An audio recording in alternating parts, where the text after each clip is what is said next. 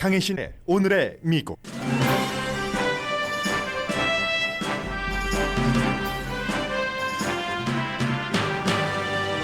잠시 전에 AM 1650kHz 라디오 서울 방송 9시를 알려드렸습니다. 바이든 대통령과 푸틴 대통령이 화상회담을 시작한 지 거의 2시간이 돼갑니다. 러시아가 우크라이나를 침공할 가능성이 있다는 미국 정보국 결론 이후 하는 회담입니다. 바이든 대통령은 러시아가 우크라이나를 침공하면 어떤 대가를 치를 것인지를 경고하고, 푸틴 대통령은 우크라이나의 나토 가입을 불가능하게 하려는 게 두 나라 정상의 서로 다른 목표입니다. 미국이 베이징 올림픽에 정부 대표단을 파견하지 않는 형식으로 외교 보이콧을 하자 중국은 미국에 보복하겠다고 경고했습니다. 트럼프 전 대통령 첫 번째 탄핵을 완강하게 막으려고 최선을 다했던 캘리포니아주 데빈 누네스 연방 하원 의원이 하원 의원 자리를 버리고 트럼프 전 대통령이 새로 시작하는 소셜미디어의 CEO로 갑니다. 누네스 의원은 드물게 민주당에 유리한 쪽으로 선거구 재조정이 진행 중이라 정치 부담을 느끼던 중이었습니다. 연방 법무부가 텍사스주를 소수인종의 투표권을 차별했다는 이유로 고소했습니다.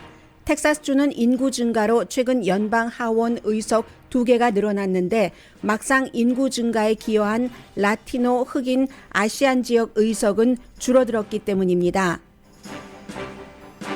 트럼프 전 대통령의 새로운 소셜미디어는 창업하기도 전에 연방 규제 당국의 조사를 받고 있습니다. 10억 달러 이상의 돈이 신원이 가려진 채 투자됐기 때문입니다. 오미크론 확산 이후 부스터샷 접종은 늘어났고 마스크 착용에 대한 지지도도 올라갔습니다. 그러나 오미크론에 대한 대응으로 다시 락다운하는 것에는 반대가 훨씬 강합니다.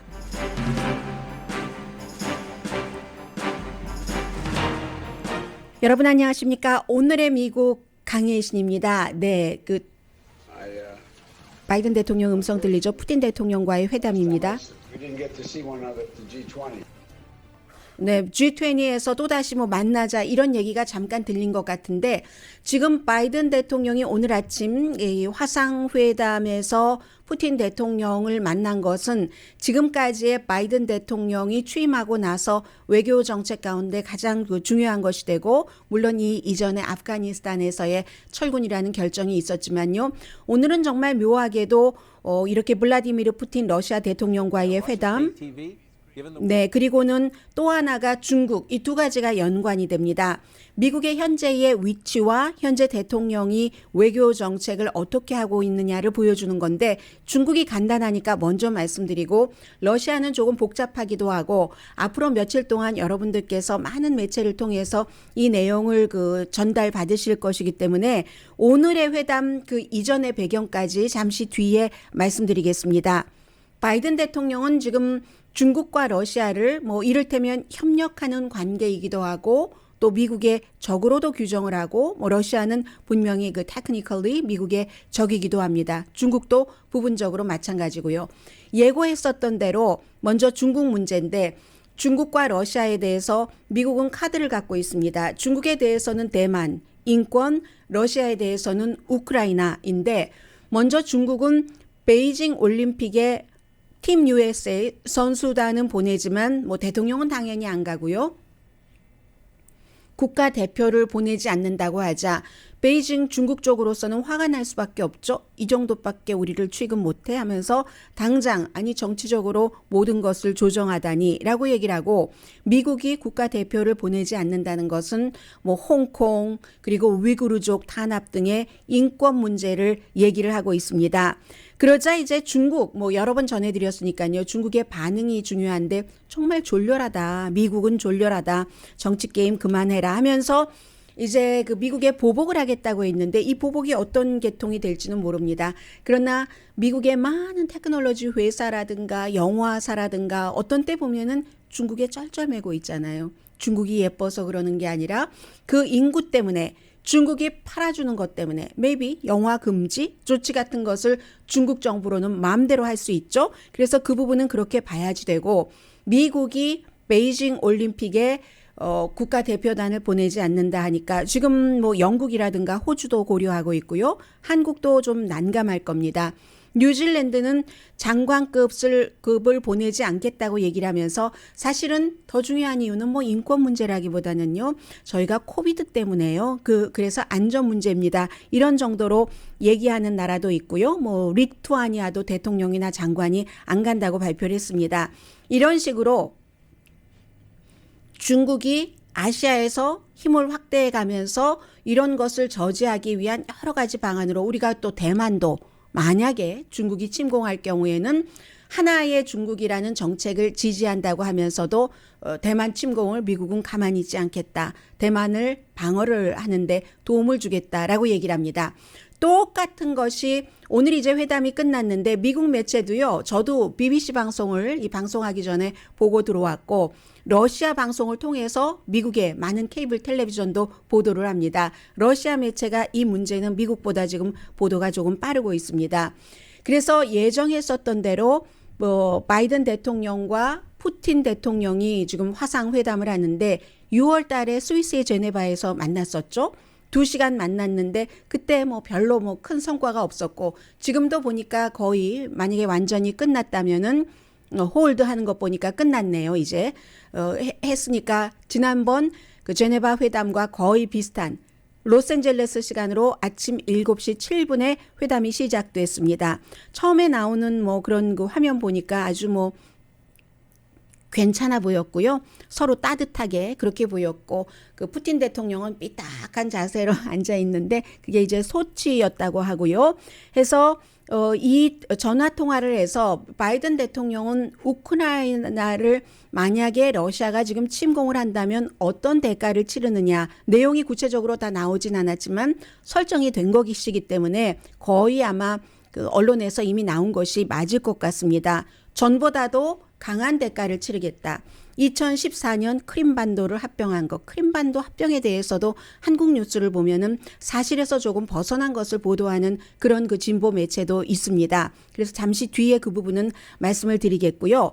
만약에 지금 바이든이 우크라이나를 침공하면 어떻게 하겠다는 것을 경고하는 건데 참 이게 묘한 겁니다. 중국이 아시아에서 힘을 확장해가는 것을 막는 것과 똑같이 미국 그리고 유럽연합은 러시아가 그 과거에 91년도에 구소련이 무너지고 좀 연방에서 탈퇴하고 했었던 국가들을 다시 통합하려고 하는 것을 두려워하고 우크라이나의 경우는 그건 아니죠. 크림반도는 그 우크라이나에 속해 있다가 그 2014년도에 러시아에 합병된 것이고 그 이전에는 뭐 1700년대 이런 때는 구소련이었었고 54년도에 이제 그 러시아가 막 여러 가지 내분으로 스트러글을 할 때 우크라이나가 독립을 했죠. 그래서 이제 지도를 보면은 우크라이나가 있으면 우크라이나의 사람이 지도를 볼 때요. 오른쪽에 러시아가 있고 러시아가 있으니까 오른쪽에 러시아와 우크라이나 국경 사이에 있는 사람들이 오랜 동안 러시아 말도 쓰고 러시아 사람들 왔다 갔다도 하고 하니까 친러시아 쪽이 많았을 겁니다. 그리고 우크라이나도 굉장히 큰 땅이죠. 인구도 4,400만 명 이상이 됩니다. 러시아가 한 1억 4천만 명 정도, 미국이 3억 4천만 명 정도 되고요. 그래서 우크라이나가 있으면 오른쪽에 러시아가 있고 그 오른쪽 경계에 친러시아 세력들이 있고 우크라이나 남쪽에 이제 크림반도가 있죠. 이 크림반도를 2014년도에 어떻게 했는가 러시아가 먼저 합병하기 전에 막 군대를 많이 배치하고요.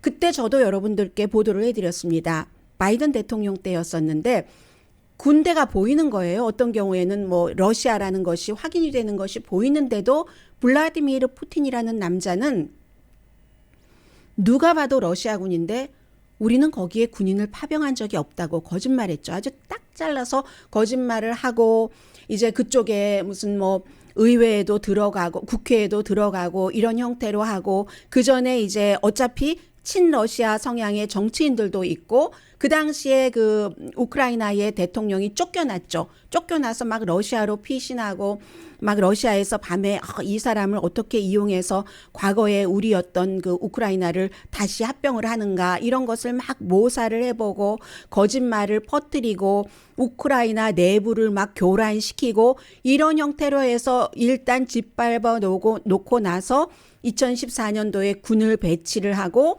또 이제 거기에 투표를 하게 하죠. 투표를 한 것은 맞습니다. 하니까 그 합병을 하겠다 해서 크림반도에서는 투표를 해서 그 전에 이미 작업은 완료가 된 겁니다. 러시아의 작업과 뭐 정치인들 해서 우크라이나라는 나라에서 아래에 있는 그 크림반도가 떼어져서 이제 분리주의자들이 많이 있었으니까는요. 과거의 역사 때문에 러시아 쪽으로 귀속된 겁니다. 그런데요. 이 합병을 정상이라고 합법이라고 보는 국가는 10개도 안 됩니다. 이 세상에서. 북한, 쿠바, 그리고 시리아와 친하잖아요. 러시아가. 또 어느 나라가 있죠? 아무튼 몇몇 나라밖에 되지 않습니다. 모든 나라가 유엔에 속한 나라 중에서는요. 유엔도 당연히 이것을 인정하지 않았고 왜냐하면 앞에 제가 말씀드린 그러한 작업이 있었기 때문에 그래서 당시에 오바마 전 대통령이 이제 그 러시아에 대해서 굉장히 강한 뭐 경제 제재 그 당시로는 경제 제재를 했었고 유럽도 마찬가지고 그랬는데 이번에는 지난 금요일에 미국의 정보국이 이제 크림반도는 러시아에 합병이 됐어요. 그럭저럭 해서 그리고 나서 우크라이나를 러시아가 침공을 할 수도 있다. 할 수도 있고 안 할 수도 있습니다. 분명한 것은 거의 9만 4천 명 이상이니까 지금은 늘어났었을지도 모르겠습니다. 거의 10만 대군이 이 우크라이나 주변 포인트마다 러시아군이 이렇게 있는 거예요. 침략을 할 수도 있다는 준비를 해놓고 푸틴의 마음은 푸틴만 알 일이죠. 그래서 오늘 이 그 회담은 푸틴에게 우크라이나를 침공하지 말아라. 그러면 미국뿐만이 아니라 유럽과 함께 러시아에 대해서 어떠한 굉장한 대가를 치르게 하겠다. 이 대가가 군사적인 것 혹은 경제적인 것. 백악관은 경제적인 대가를 치르기를 원하고 있습니다. 그래서 이제 지금 정보국의 정보를 확인을 하고 대통령도 보고를 받고 무슨 뭐 워싱턴 포스트를 포함해서 많은 매체들도 혹시 블라디미르 푸틴이 우크라이나를 침공할지도 모르겠다 하는 그 보도가 나왔고 우크라이나 대통령으로서는 군인이 쫙 러시아군이 그 국가를 포위를 하고 있기 때문에 당연히 서방 세계의 도움을 받을 수밖에 없겠죠. 미국의 국무장관이 우크라이나 대통령을 만나고 이러는 사이에 오늘 전화 통화를 해서 침공하지 말아라 경고를 하기 전에 미국의 바이든 대통령은 프랑스, 영국, 독일, 뭐 이태리 전부 그 국가 지도자들과 어떠한 그 전화 통화를 했고요. 뭐 그런 상태입니다. 그래서 결국은 이 러시아는 과거에 아주 과거에부터 오랜 동안 구소련에 속해 있었던 우크라이나를 갖고 싶다는 거예요. 그래서 그러면 러시아가 한 발짝 더 서쪽으로 오는 겁니다. 그렇죠? 동쪽에서 우크라이나를 가지고 서쪽으로 오고 그 옆에 그 우크라이나 바로 또 서쪽이 그 몰도바고 그 다음에 이제 더 서쪽으로 오면 루마니아 있고 뭐 이런 식이잖아요. 점점 오겠다고 하니까 유럽에서 좋아하겠습니까? 유럽 싫어하죠? 미국은 냉전을 같이 지냈었던 그 러시아인데 그런 일을 하는 것을 좋아하겠습니까? 싫어하는 거죠. 우크라이나라는 나라는 워낙에 이제 1954년부터 러시아로부터 나와서 독립을 했기 때문에 국가가 안정되고 깨끗해지고 자리를 잡으려면 시간이 필요하잖아요. 아직도 굉장히 부패한 나라가 우크라이나입니다. 그 안에는 친러시아 세력도 많이 있고요. 이런 상태여서 아프가니스탄도 이 그 우크라이나의 러시아의 크림반도 합병을 그 인정을 하는 나라입니다. 아프가니스탄, 쿠바, 노스코리아 그리고 니카라과, 수단, 시리아, 짐바브웨 그리고 한 나라가 더 있는데 제가 잊었어요. 뭐 그다지 중요한 나라는 아닙니다. 그래서 군인이 10만 명이나 딱 그 우크라이나를 에워싸고 있는데 푸틴은 뭐 우리는 침공할 뜻이 없다. 현재는 그렇게 얘기를 하고 있어요. 그러나 과거에도 그랬으니까. 크림반도 점령 때도 우리 군대가 아니라고 그렇게 얘기를 했었으니까 그 당시에는 뭐 러시아 군이라는 것을 피하게 한 그런 그 군인도 있었고 완전히 뭐 러시아군이라는 게 표신하게 있었던 그런 그 러시아군도 있었습니다. 우크라이나의 현 정부는 어떻겠습니까? 비록 그 내부에서 결속을 하지 못해서 예를 들어서 뭐 한국에도 지역 감정이라는 게 있는 거잖아요. 우크라이나의 그 지역 감정은 더 심각하겠죠. 러시아라는 나라와 바로 국경을 대고 있으니까. 그래서 우크라이나의 현 정부는 절대로 이 우크라이나가 미국의 아니 러시아의 속국이 되기를 원치 않는 게 너무 그 당연하고요. 유럽이나 미국도 앞서 말씀드린 이유로 이 우크라이나가 러시아 쪽으로 크림반도만도 속이 쓰린데 그 합병되는 것을 원치 않고 그렇지만 러시아는 또 여기에서 오늘 회담에서 그걸 원하는 거죠. 우리는 우크라이나를 지금이 아니라도 언제라도 가지고 가겠다. 항상 땅 싸움인 거예요. 어느 나라나 영토 싸움인 겁니다. 러시아는 점점 그 러시아의 서쪽으로 와서 유럽 쪽으로 뭐 동유럽을 거쳐서 서유럽으로 확장을 할 수 있는 거잖아요. 영토를. 그것을 꿈꾸면서 이 우크라이나라는 나라가 나토에 가입해서는 안 된다 하는 것을 바이든 대통령으로부터 서면으로 받아내고 싶어 하는 겁니다. 물론 뭐 바이든 대통령만 원한다고 하는 건 아니지만요. 유럽이 원해야지 되는 것이고 미국이 그걸 해줄 리가 없죠. 미국은 우크라이나가 나토 회원국이 돼서 만일의 경우 러시아가 침공을 하면 언제라도 우리나라가 침공당한 것처럼 명분을 가지고 군사력으로 막을 수 있게 그러한 장치가 돼 있다는 것은 러시아가 우크라이나를 침공하지 못한다는 거잖아요. 우크라이나를 넘어 서유럽으로 가면서 러시아의 그 민주주의가 아닌 것을 퍼뜨리지 못하게 하는 것이 또 미국의 입장인 것이고요. 아무튼 그렇습니다. 그래서 이제 미국은 나토 가입을 원하지만 이게 또 나토가 애매해요. 나토에서는 뭐 지금 당장 뭐 우크라이나를 가입시켜 주겠다는 것도 아니고 영원히 가입시켜 주지 않겠다는 그런 것도 아니기 때문에 이 나토 가입을 호시탐탐 막으려고 하고 있고 러시아는 미국은 호시탐탐 가입시키려고 하고 있고 나토 회원국들은 그냥 한번 조금 두고 보지 뭐 이렇게 그 하고 있고요. 그래서 이번에 만일 아무도 모릅니다. 메이비 푸틴도 지금까지 결정하지 않았을지 모르죠. 우크라이나를 침공하느냐, 침공하지 않느냐. 만약에 침공한다면 전문가들은 이렇게 봅니다. 군사적으로 같이 대응하기는 힘들다고 보고요. 나토 회원국도 아니고 하니까 경제적으로 강하게 대처하는 것. 지금까지 많이 해봤잖아요. 뭐 러시아의 아주 그 푸틴과 친한 여러 사람들 뭐 경제적인 활동도 막아보기도 하고 이란에게 했었던 여러 가지도 해보기도 하고 했는데 가장 지금 러시아가 두려워하는 것은 국제적인 그 전자 페이먼트 시스템이요. 그 스위프트 우리가 어디에 그 돈 보낼 때 스위프트 은행에 스위프트 코드 적어주세요 하잖아요. 그 스위프트 인터내셔널 페이먼트 시스템에서 러시아를 제외시키겠다. 이러면 푸틴이 자기 자신의 재산 관리도 힘들어지는 거죠. 이게 푸틴이 가장 두려워하는 것이기 때문에 이렇게 상대가 가장 두려워하는 것을 하려면은요. 그러려면 이쪽도 그것을 하는 주체도 조금 힘듭니다.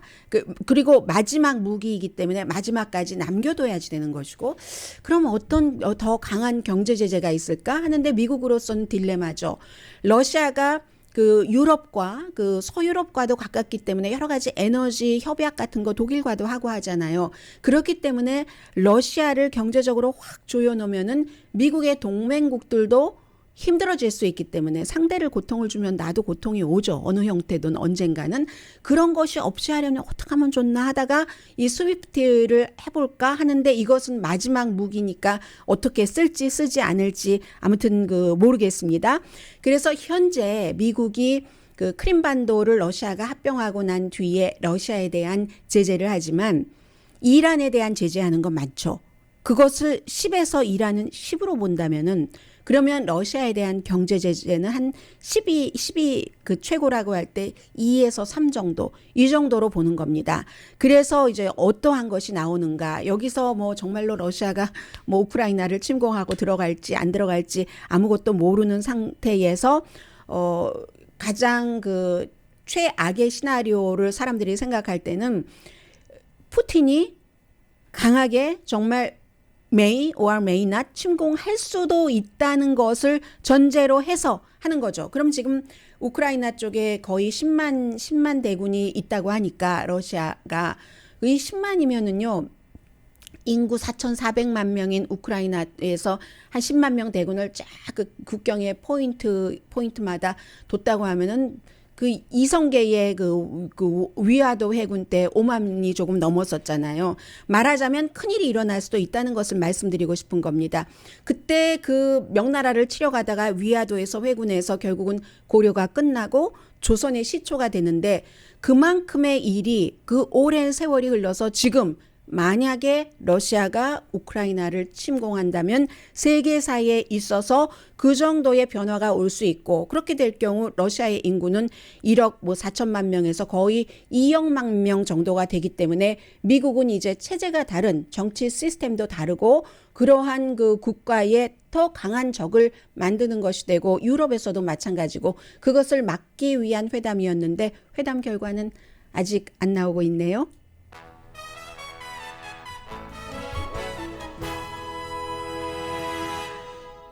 그리고 보니까 오늘 아주 그 여러 가지 일이 있는 뭐 그런 날이기도 하네요. 펄 하버 공격받은 날이기도 하잖아요. 그래서 80주년 바이든 대통령이 2차 대전 그 기념관에 가서 질 바이든 여사와 함께 어떤 그 참배도 하고 했습니다. 이 펄 하버 공격 때문에 미국이 2차 대전에 참전하게 됐었잖아요. 그리고 그로 인해서 이제 그 일본을 점령하게 됐고 미군이 점령군으로 있었습니다. 메가더 장군. 그러다가 한국전이 나서 다시 한국 쪽으로 불려갔고 메가더 장군이 또 뭔가 그 본인이 너무 말하자면 권한을 남용한다 해서 불려 들어왔고 미국으로 그랬는데 그렇게 해서 점령당했던 그 일본과 미국이 지금은 이제 중국이라는 나라가 확 그 떠오름으로 인해서 아시아에서 최고로 강한 그런 그 동맹이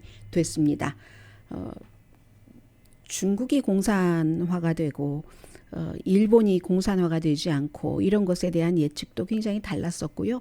역사는 참 알 수 없는 겁니다. 그 뒤에 분석하는 것은 누구나 잘해도 이 과정이 어떻다라고 예측 촉각하게 맞추기는 굉장히 힘들죠. 데빈 누네스라는 연방 하원 의원이 오늘 미국의 그 뉴스의 포커스인 인물입니다. 캘리포니아주 중부 이제 그 농사를 많이 짓는 그곳이 지역구이고 굉장히 트럼프 전 대통령 시대에는 맹활약을 했었던 정치인입니다.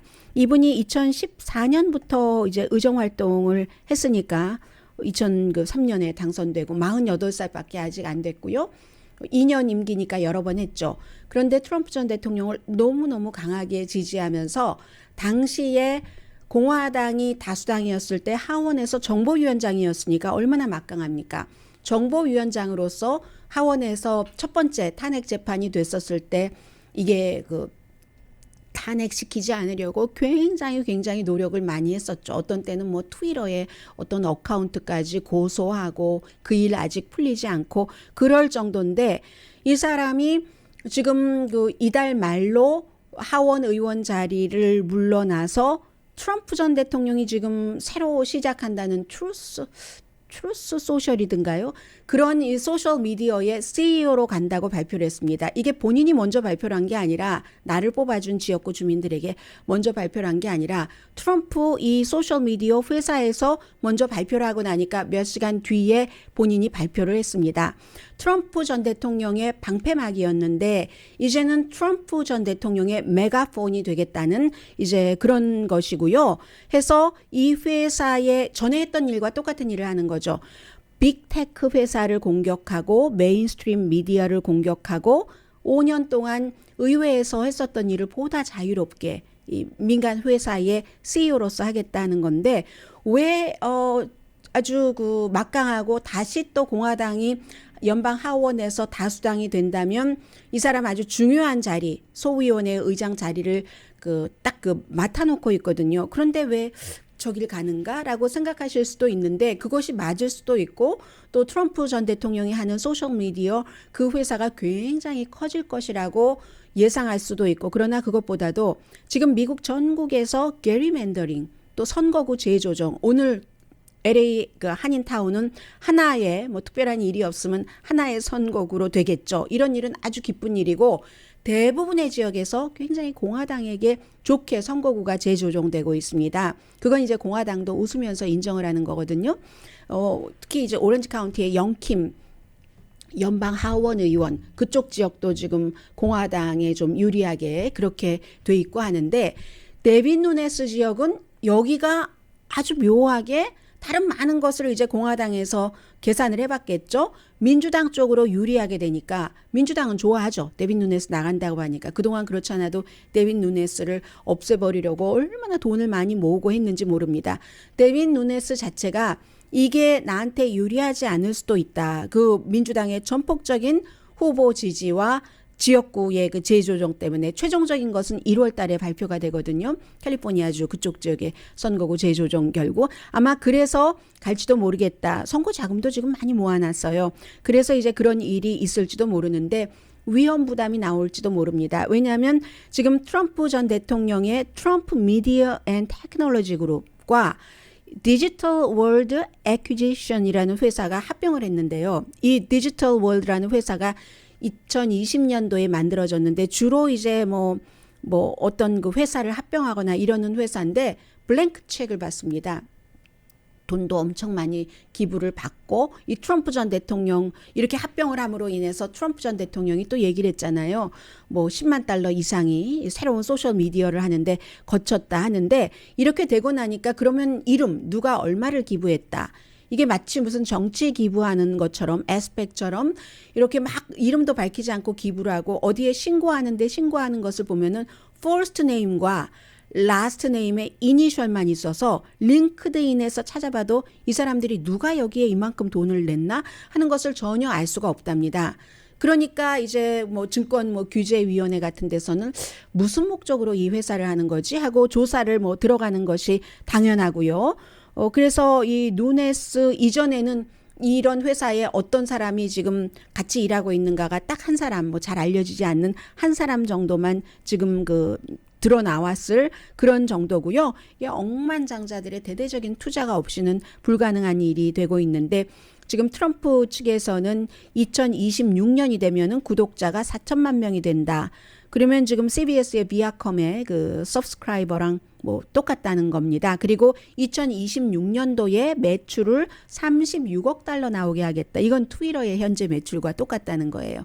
2022년부터 시작해도 4년 안에 트위터가 얼만큼 됐습니까? 그렇게 하겠다 하는 식으로 해서 돈을 대는 사람들은 꼭 정치적인 목적뿐만이 아니라 트럼프 전 대통령도 자신의 얘기를 하면서 돈을 벌기 위해서도 하는 거죠. 그래서 이제 데빈 누네스라는 사람은 사실은 공화당에서는 이미 떠오르는 스타였는데 그 본인의 그것을 위해서 어떤 선택이었는지는 나중에 본인이 판단할 것 같고요. 말하자면 그 뭐 트위터, 페이스북, 유튜브 이런 것에 대안으로 트럼프 전 대통령이 만든다는 것이고 럼블이 이전에 유튜브에 대안으로 나왔지만 성공하지 못하고 있는 것 같고요. 연방 법무부가 텍사스주를 고소했습니다. 선거구, 재조정, 분할 이런 것들이 소수인종에게 해가 된다. 이런 고소 많이 했어요. 이번 행정부는 뭐 5번인가를 했는데 지금 라티노 흑인 아시안 유권자에게 불리하다. 그러므로 연방선거법 위반이다. 텍사스주가 이렇게 하는 거거든요. 인종차별이라는 얘기예요. 간단히 얘기해서 텍사스가 지난번 인구 센서스 조사에 의해서 연방 차원에서는 의석 2개를 더 갖게 됐는데 그러면 의석 늘어나는데 지난 10년 동안 그 히스패닉이 늘어나는데 400만 명이 늘어났는데 200만 명 이상이 히스패닉 쪽이거든요. 그럼 사실은 그쪽 지역에 유리하게 배당을 해야지 되는데 전혀 그렇지 않았다. 흑인도 마찬가지고 에이시안도 마찬가지고 이런 그룹들이 인구를 늘려서 의석을 늘려놨는데 그래서 연방 차원에서는 연방 것만 할 수 있잖아요. 그러면 연방 것에 대해서 고소를 했지만 다른 주 정부의 선거구 재조정도 그렇게 소수인종에게 불리하게 이 얘기는 곧 대체적으로는 텍사스의 입장에서 보면은 공화당 백인에게 유리하게 재조정을 했다는 겁니다. 라티노 지역은요, 뭐 예를 들어 의석이 8개에서 7개로 줄어들었다. 한번 늘어나야지 되는데 줄어들었다는 거예요. 주 정부의 그런 의석은요. 해서 메리 갈란드 연방 법무장관이 공화당이 외과 수술을 하듯 정교하게라는 말이 빠진 거겠죠. 도시 인근의 소수 인종에게 불리하게 선거구를 재조정하고 있다. 텍사스주는 우리는 절대로 소수 인종 의석 차별하지 않았다. 오히려 우린 보호했다. 보호하면 의석이 늘어나야죠. 왜 보호했는데 의석이 줄어듭니까? 이거는 사실은 합리적으로는 맞지 않는 말이고요.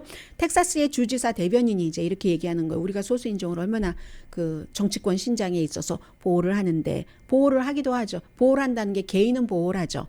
어떤 에이시안보다 훨씬 강한 공화당의 기치를 에이시안들에게 막 설파를 할, 말하자면 이민 반대라든가 드림 법안에 반대를 한다던가 뭐 이런 사람들을, 에이시안 얼굴을 갖고 있는 사람들을 이제 막 지지를 해서 그 선거에서 당선되게 해서 이런 건 하죠. 그러나 전반적인 에이시안들 그 유권자들 자체에는 투표를 해서 자신들의 뜻을 반영하도록 해주는 게 도와주는 거죠.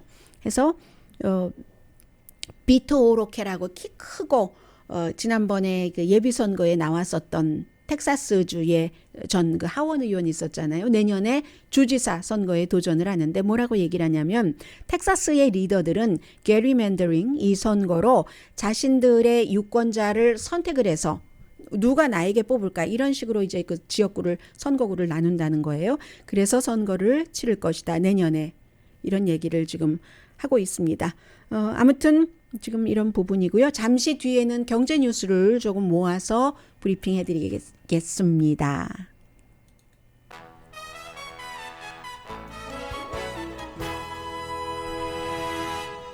라디오 서울방송 오늘의 미국 듣고 계십니다. 네, 블라디미르 푸틴 러시아 대통령과 미국 바이든 대통령의 그 화상 정상회담이 끝났습니다. 2시간 정도 걸렸다고 하고요.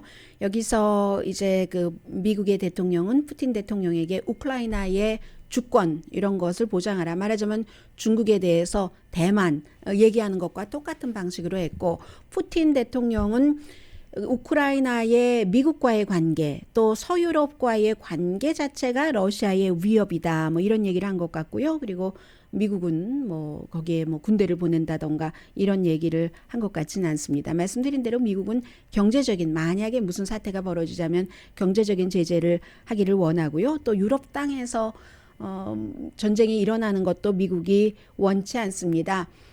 그렇기 때문에 이번에 회담은 군대가 다 배치가 돼 있다고 하니까 그 긴장을 외교적으로 풀어보기 위해서 하는 것이고, 애매모호하게 끝났을지도 모른다 하는 생각이 들고요.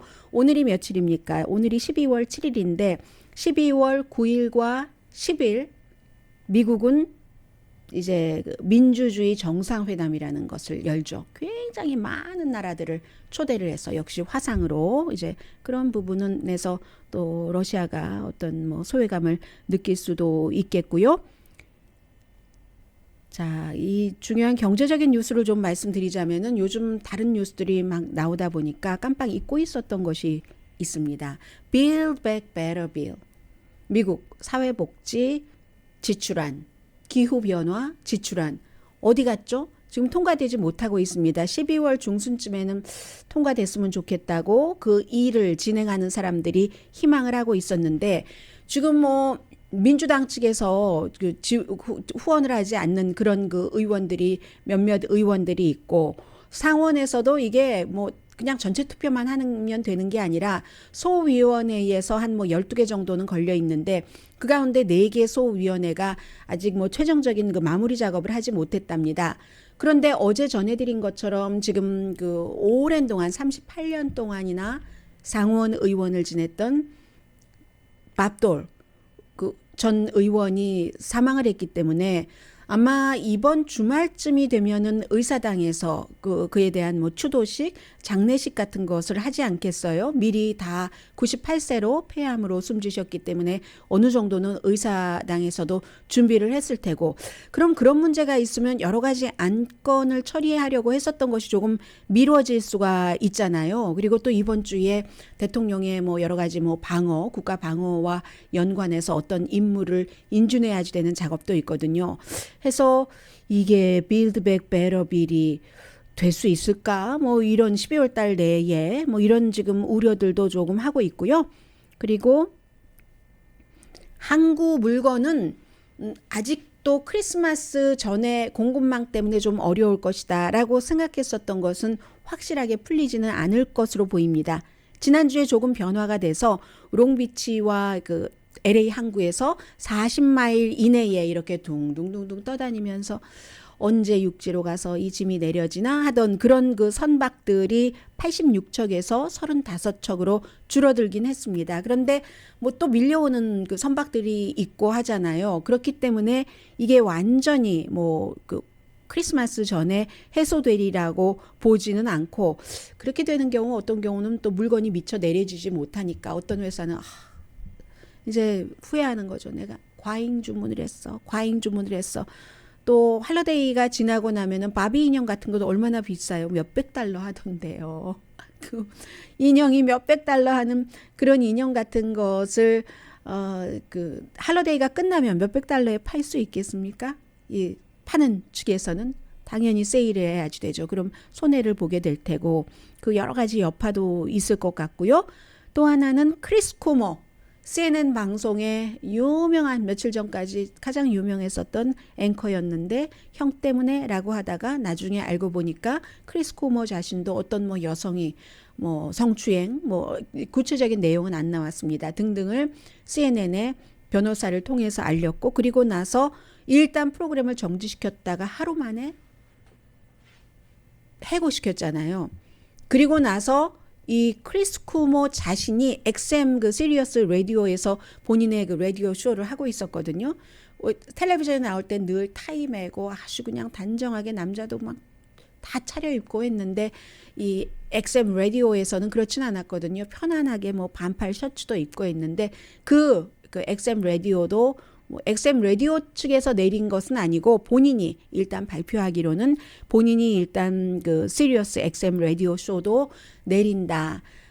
다음 단계를 좀 준비하고 싶다. 이렇게 얘기를 했습니다. 자, 잠시 뒤에 서야 오미크론. 제가 늘 오미크론이라고 말씀을 드리지만 사실은 뭐 미국에서 뭐 영어와 한국어를 어떤 때는 사람 이름도 있고 하니까 섞어가면서 지명도 있고 방송하면서 정확하게 막 원어식으로 발음하면 어떤 때 더 이상한 때가 많잖아요. 뭐 이건 그리스 알파벳이긴 하지만 오미크론이라고 하지만 사실은 오미크론이라고 당당하게 얘기하는 게 맞지는 않죠. 오미크론 뭐 이래야지 되는데 오미크론에 대해서 전해드리겠습니다.